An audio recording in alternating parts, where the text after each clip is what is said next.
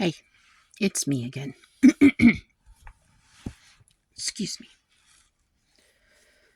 So, this morning's reading was actually over sacrifice.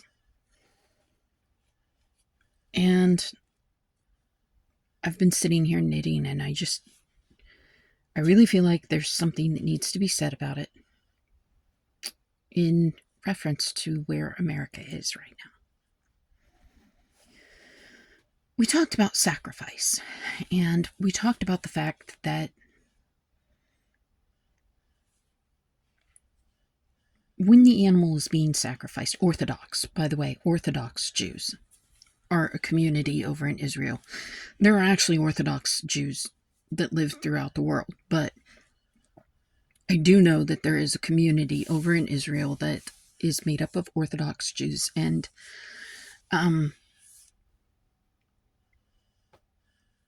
those were the ones that still prevail upon the governments to allow them to do animal sacrifice for the most part. They're not permitted to. It's not legal. Anyway, that said, I wanted to get that out before I lost that word again. I want you to understand what sacrifice really does mean. We talked about it earlier, that sacrificing the animal was not an easy task. Sacrifice is not meant to be easy. It's not meant to be a quick process. And we saw that with the animals that were sacrificed right at the mouth of the tent of meeting. Their throats were cut. And we knew that the individual that was bringing the animal to offer as a sacrifice offering had to put their hand on that animal's head. And they had to cut the throat with a knife. The animal was not standing there meek and mild. We have to understand that the animal was not standing there meek and mild. No animal going towards its death, and that includes the human animal, goes towards death meekly and mildly. Unless it is very aged and realizes that death is going to bring some level of peace to the pain. Does that mean that suicide is okay? No, that's not what I'm saying. What I'm saying is that we age, we begin to feel that our bodies are worn out, they're tired, but our spirits are still banging the bars of our body. Our spirits are like they're in jail, caged up by bars, and those bars are representative of our body, our physical being. And our spirit is trying to get set free from it. And that is the only time in which I think that we go meekly and mildly to death. Sacrifices meant so much because that animal was there, sensing, smelling, seeing, hearing the sounds of death, the smells of death, the sights of death.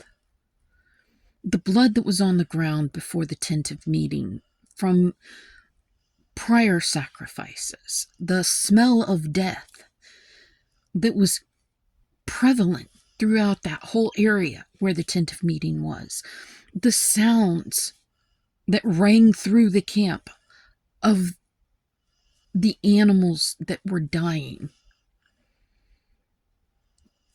The animal that was being led to sacrifice saw it, heard it, smelled it, and rebelled against it. Okay? So, as I said, you're not looking at just one guy sitting there with his hand on the head of this meek, mild bull while he slices the throat open. No.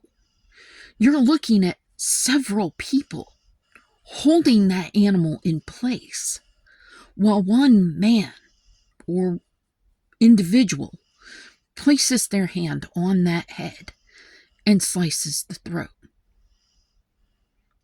The animal had to be held in place. The sacrifice was not easy.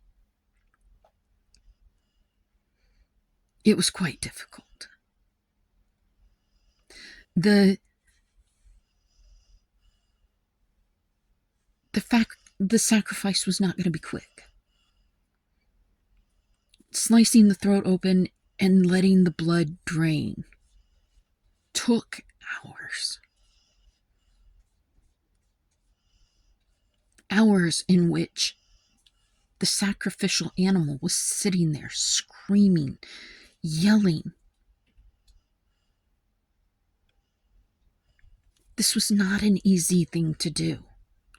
The reason that God required people to stand there and see and hear that sound, God wanted them to know that death and sin, it was dark and painful.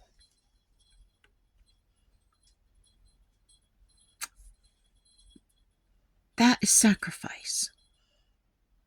Why is that important right now? Because here in America, we're being told that sacrifices are going to have to be made. I would agree. Sacrifices do need to be made. But I don't agree with who it is they think needs to be the one sacrificing.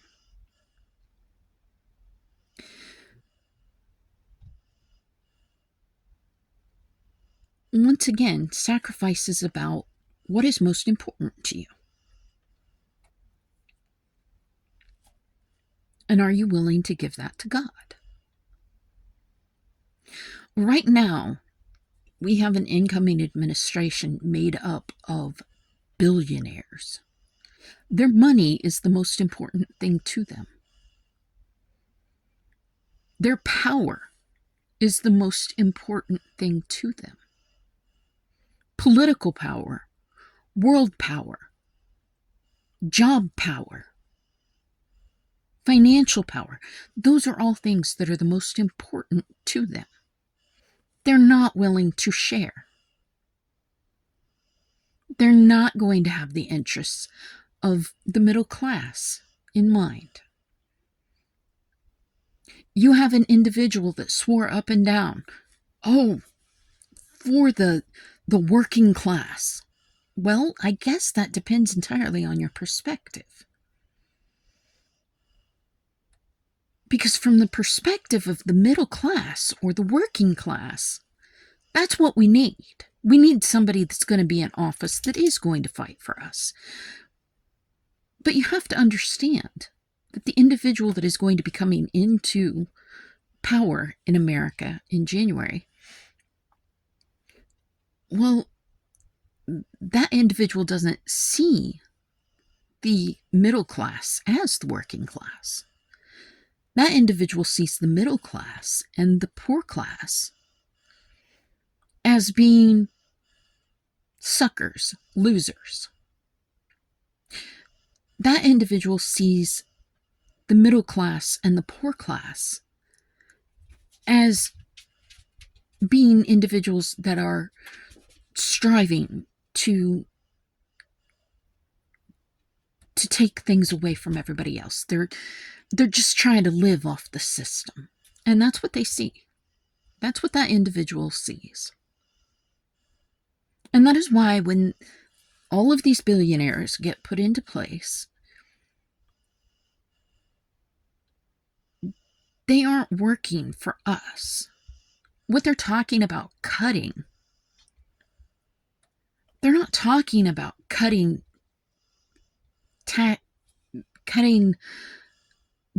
the things that need to be cut. The things that need to be cut, that would be tax breaks for individuals making more than a certain amount of money. That would be anybody that is not paying their taxes or is using loopholes for taxes to get out of paying those taxes. Those individuals should be paying the same amount of taxes that the working class pays, but they are not. Why? Because they put a bunch of money into making sure that the people that they wanted to be elected into office were elected into office. And those elected officials then turned around and watched out not for the rights of the working class, but for the rights of the people that make the most money. So they included loopholes into the tax code. They included tax breaks for the richest population. Why? Because it got paid for. It wasn't a sacrifice for them to pay those individuals to be elected. It wasn't a sacrifice for them to pay for those campaigns to run continually so that their individual could get elected and go into office and then make sure that they protected the wants of the wealthy. That's not a sacrifice.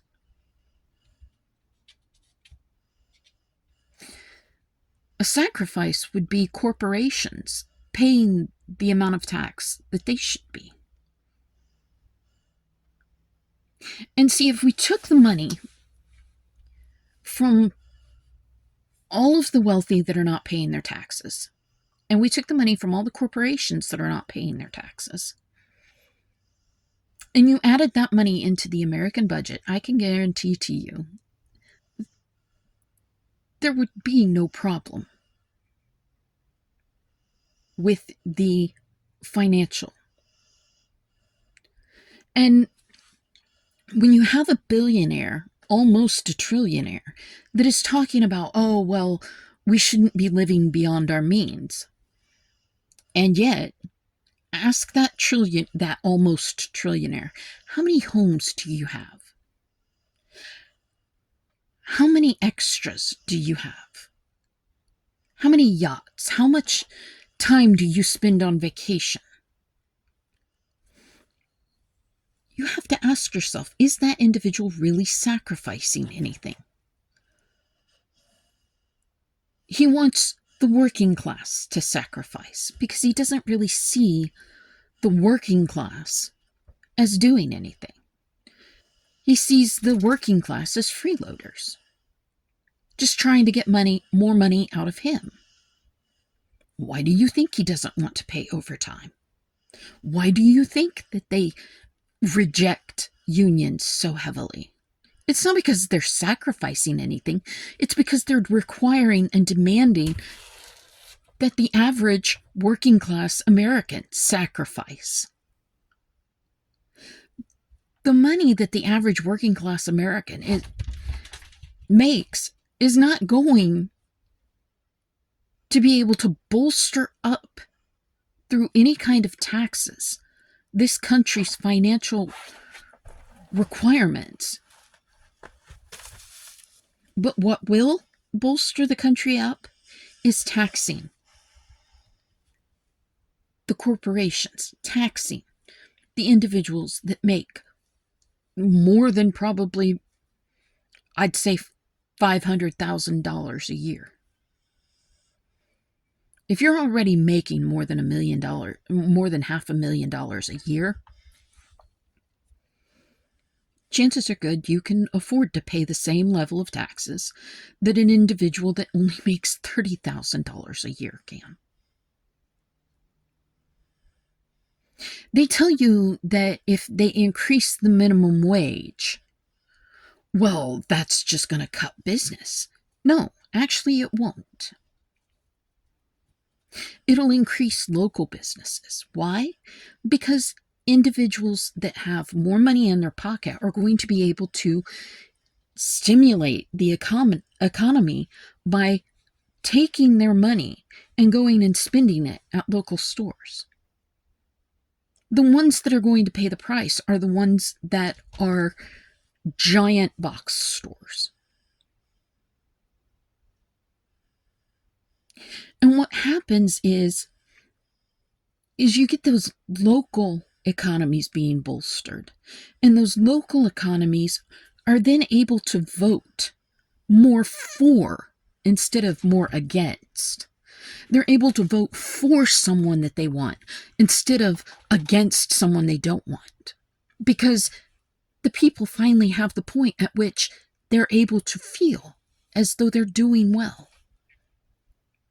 And their local economy has been stimulated.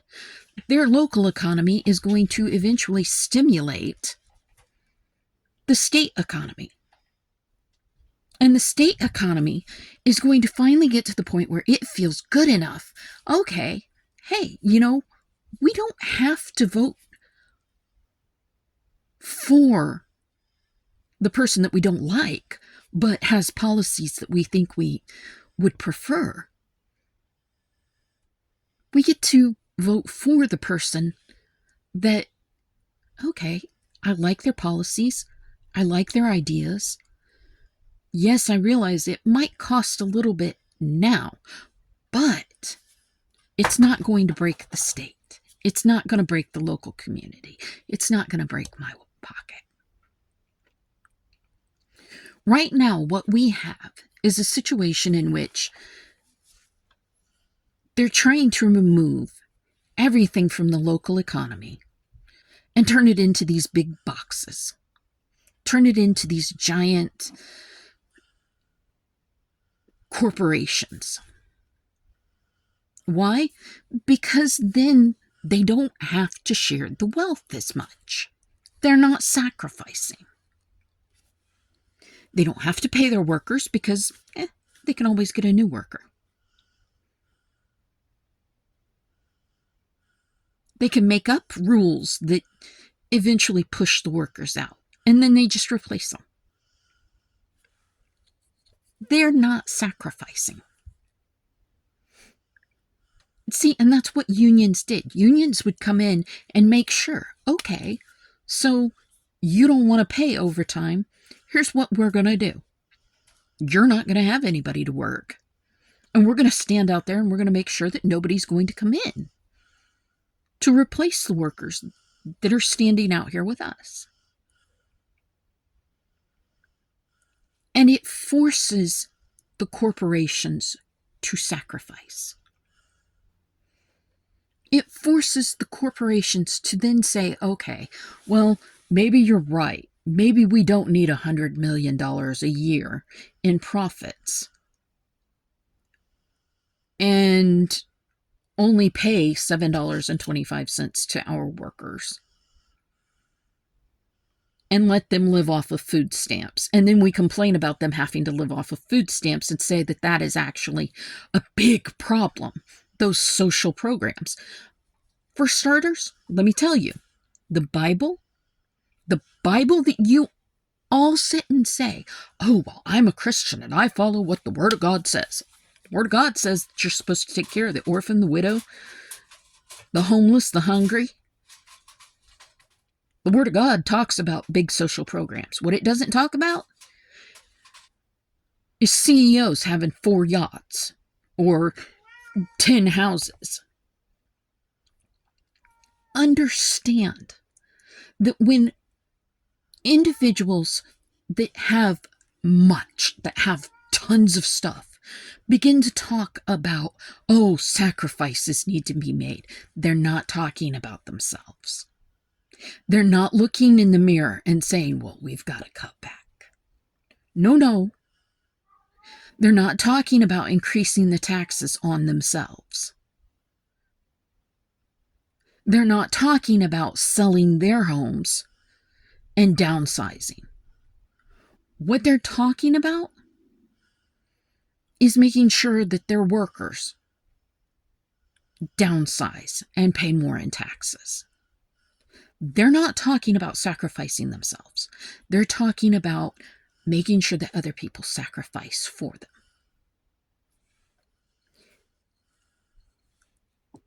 And when you won't give up that power, when you won't give up that financial gain, you have then set that power and that financial gain over and above God, because you have just said that you are worth more than giving to God. You are worth more than making sure that God's people are cared for. That is why sacrifice is important. And that is where America is right now. We're surrounded by those in power that don't want to sacrifice power, that wouldn't give up power even when power was lost. And we have another group of people that are currently standing back going, well, we believe in these systems. The question becomes, how do the moral stand up to the immoral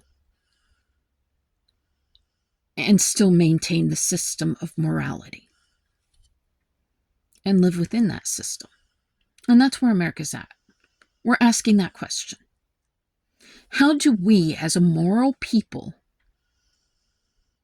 support the American system of government and of judicial system that we know with our hearts and souls will work, that we have fought, bled, and sacrificed for, that we know will work?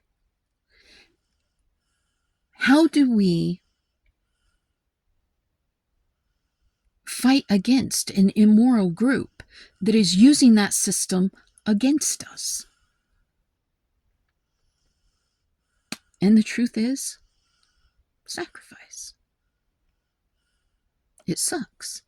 It's hard. I don't like it.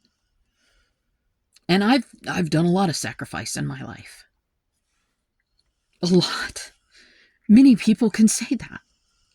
I am sacrificing right now. You have no idea how much of a relief I find it when I look through those videos and say, okay, no views, no views, no views. Great. Nobody knows who I am still. You think I wanted to do these? No, I didn't. I argued with God. It was a big argument. I took probably 2 days of prayer before I agreed to make that sacrifice. Why? Because I didn't want to lose my privacy. I didn't want to lose my anonymity. I have said before that if I make it through this whole life, and the only thing that anybody can ever say of me is, well, I don't know her name, but I know she loved Jesus, I'm going to die a very happy woman.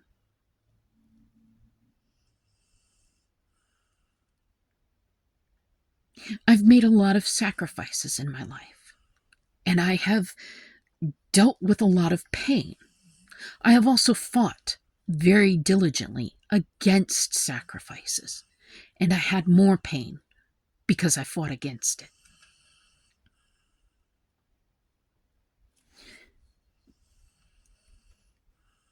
The reality is that we have a system that is being abused. And eventually there becomes a way in which the only way to maintain our morality and live within the system that we still believe in is to allow the peaceful transfer of power. But it's also to do like South Korea did and ensure that through peaceful protest, our officials are able to get in there and do the job that we put them in place for. I want you to think very diligently.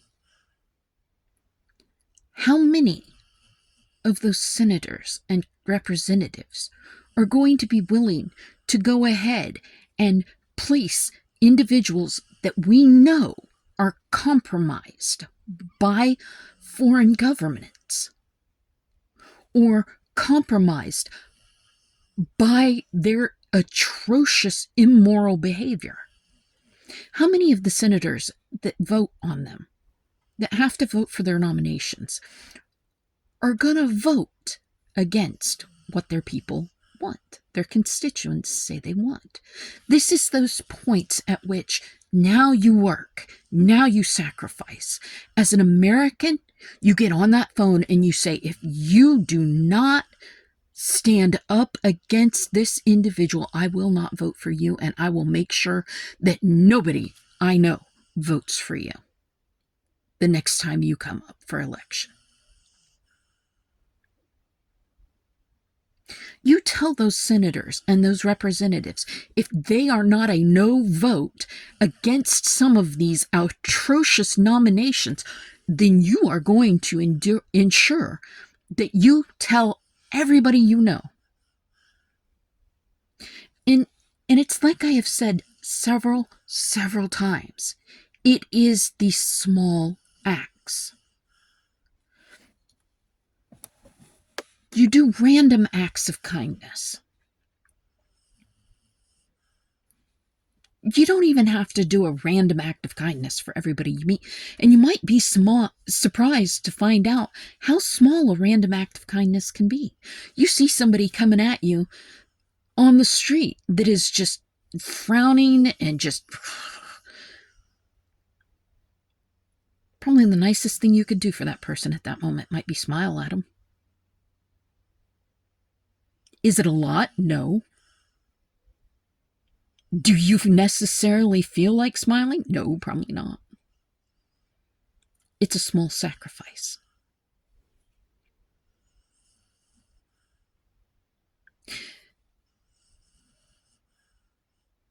Giving just a small sacrifice and acting kindly towards just one or two people. I've said it before, it's a tree and it will branch out. And before you know it, that tree covers the world in small acts of kindness. It's small sacrifices. And you don't know where you stand on it. It's just like with Jesus. It takes at least 8 times to hear about Jesus. And you don't know where you stand in that lineup of people being reached for Christ. All you can do is be a vessel.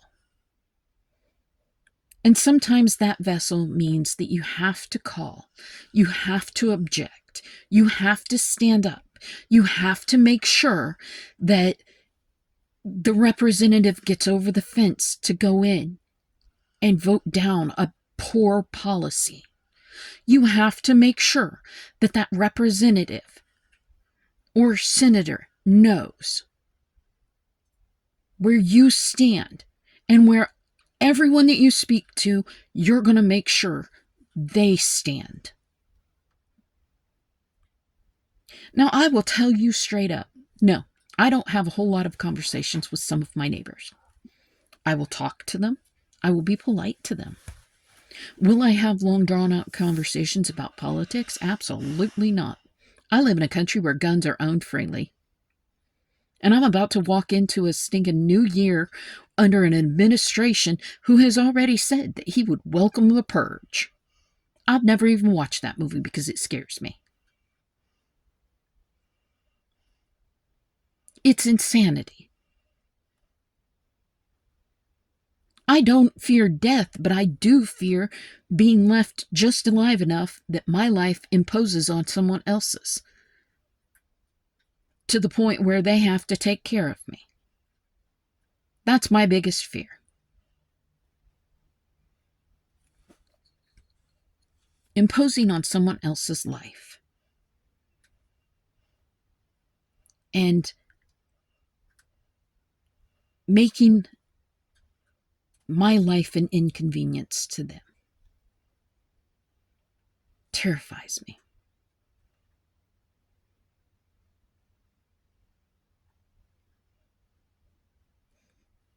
It's not death I fear. But if somebody comes up and they shoot me, and they don't do the job right, well then, it's not my life that's being imposed upon. It's everyone else's around me. Because, once again, we're a community.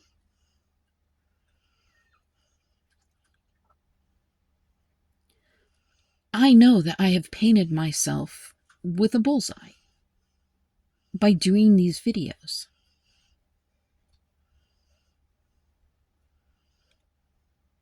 But it is a sacrifice I'm willing to make for my God, because I felt God move me to do so. Do I think that everybody out here that I would talk to about politics would potentially shoot me? No. But see, I've learned in life it only takes one.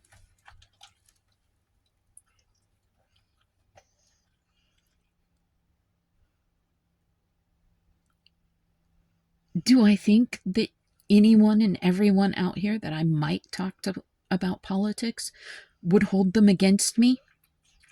No. Because I live a good life and I treat others the way I would want to be treated. But it only takes one to make a poor decision based on politics that don't even actually meet up with their morals. I will tell you right now that most individuals that are supporting this incoming administration do not believe in the same morals that this next administration does. Once again, that's why I began reading the Bible, because people needed to understand what the Bible actually says, what God means by it. And if they're going to a church where they're speaking with a pastor that's only telling them one version, and it's the only version, or that is telling them how to vote, I want them to have some other options. When I started these videos, I told God, nobody's going to want to see it. Nobody's going to want to hear it. God said, let him worry. Let God worry about that. God said God would make sure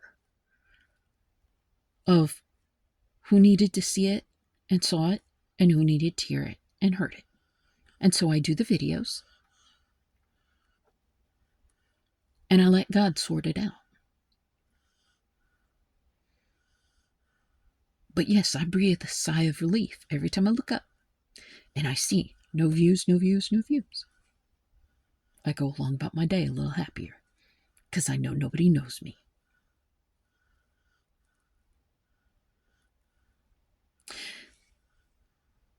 Sacrifice is a big thing, but you need to know who you're asking to do the sacrifices. And you need to know who is asking you to sacrifice. And right now, the ones that are asking for the sacrifice, they're not going to look in that mirror and ask it. They're going to look at you and tell you you need to do it. They're not going to do it themselves because they don't want to give up their power. They don't want to give up their money. They're going to look at you and say, oh, well, you have to go through a little hard times for a little while, but you got to live within your means. Says the billionaire, almost trillionaire. Stop and really think about what these people are saying to you. And then ask yourself, do I really want to sacrifice for them? Would they sacrifice for me?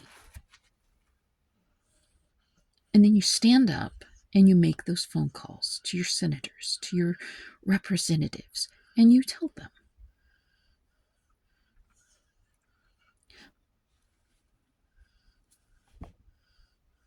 That's all that you can do. That's how you live a moral life in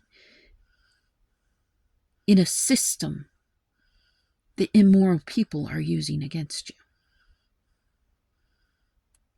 You still work within that system. You still carry your morals. And when the system doesn't want to work for you, you force it to. But it can be done peacefully. It can be done kindly. So be kind to yourself and to others, and have a great day.